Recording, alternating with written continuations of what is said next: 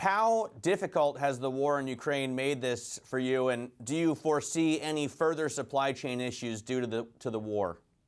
Well, let me first say it makes me really sad and nearly speechless to see so many people suffering who have to leave their home, the destruction we see there, the brutality. This is really, really sad. And well, as a consequence of this war, we do have issues in the supply chain.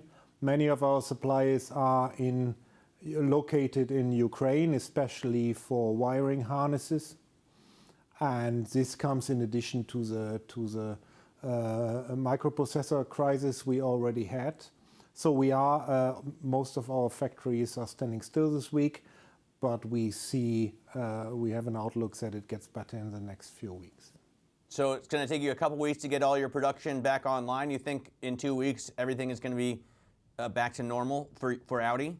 Back in normal will take some time, but I think we are on a good way. Actually, it's so hard to see. The brave people in Ukraine, they still produce wiring harnesses, not to the full extent that we need, but these brave people are really strong and support us a lot in our production. How many units of production is this going to cost you? It's too early to say. So we replicate productions in other sites of our suppliers. So we think that we can catch up during the rest of the year. In terms of you're already dealing with high raw materials costs, you're already dealing with the chip shortage. Does production look like it's going to take, in terms of all of those issues, still until 2023 to get back to normal? Well, the cost issue of raw materials, that's another topic. We will see. It's like always in a market after this war, and there will be a time after this war, and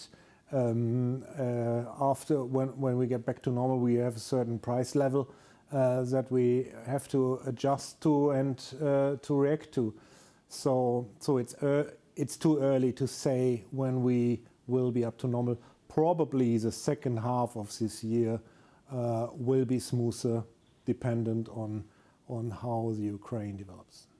The war aside, I'm just wondering about the chip situation, Markus, because this has been a problem not just for Audi or for Volkswagen, but for all of the auto industry. How does it look to you right now? Well, the chip situation does look much better.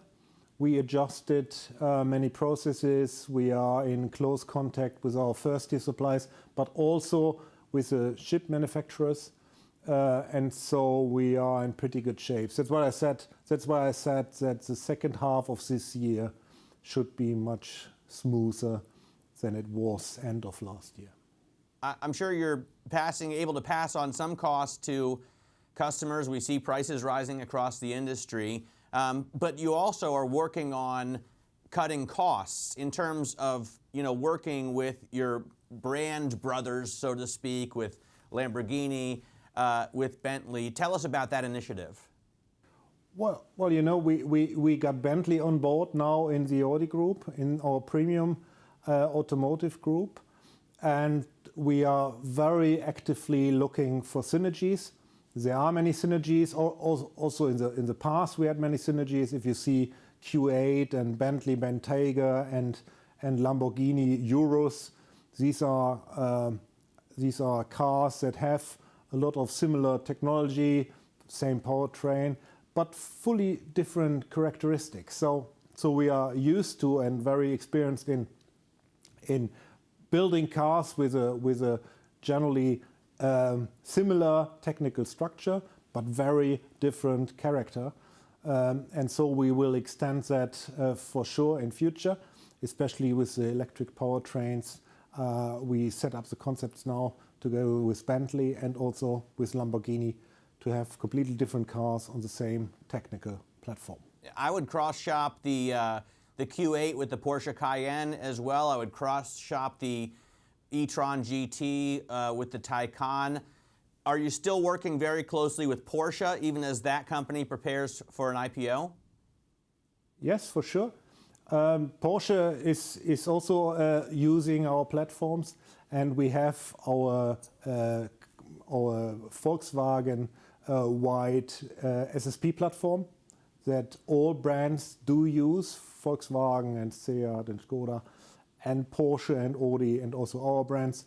So on this technical platform, we will see many cars coming with as much synergy as possible, but certainly with a very high differentiation between the different cars, and certainly Porsche is also part of this platform strategy.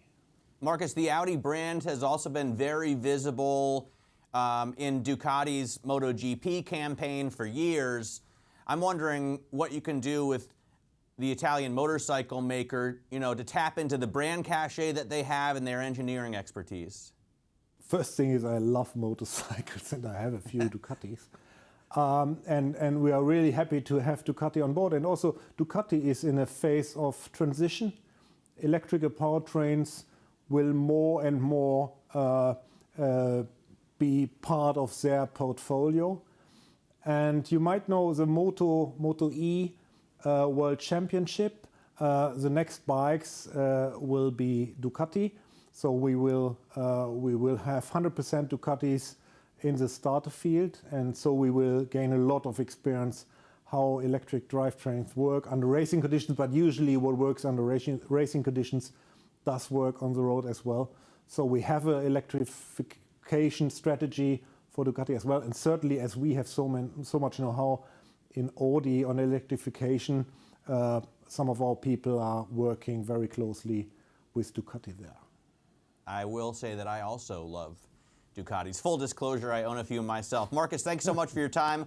Really appreciate you joining us. Markus Duesmann there, the CEO of Audi.